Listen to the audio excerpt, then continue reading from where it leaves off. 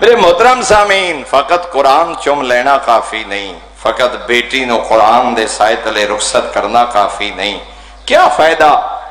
تو سونے نہ لکھے قرآن دے سائے چ بیٹی نو رخصت کر، جے جائیداد وچ دھی نو حصہ نہیں دیتا کوئی فائدہ؟ ایو قرآن دے جی میں پتر تیرا وارث ہے، ایویں دھی تیری وارث ہے۔ میں ایسے بدبختاں نو جاندا، پہلی نماز دی پہلی صف وچ ہوندے، عزاداری سب تو اگے ہوندے، نعرے سب تو زیادہ، تات الحنق بھی ہے، علماء دوستی بھی ہے، ساری زندگی دھیاں دی بھیڑاں دی شادی نہیں کیتی، جائیداد جو حصہ نہ دیونا پوے۔ اللہ جانے بات شیعہ کس نو آدھے، ساری زندگی پترہ واسطے حلال حرام اکٹھا کرن والا، سکی بہن عدالت کیس کر کے حق منگے، سکی دھی عدالت کیس کر کے حق منگے، تین ترائے جمادی الثانی تے دو ربیع الاول تو سبق کیا حاصل کیتے؟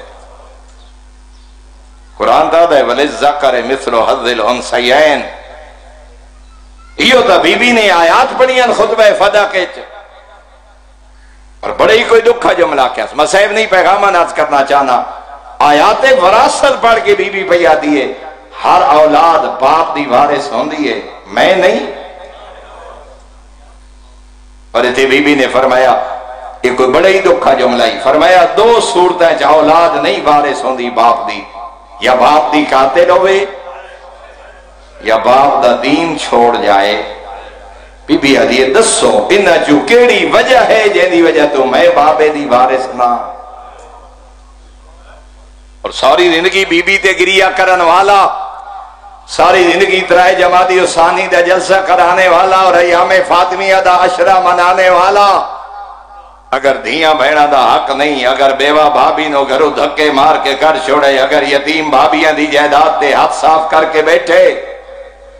کل ایو سیدادیاں تے ایو بھابیاں تے بھتیجیاں تے دھیاں تے بہنہ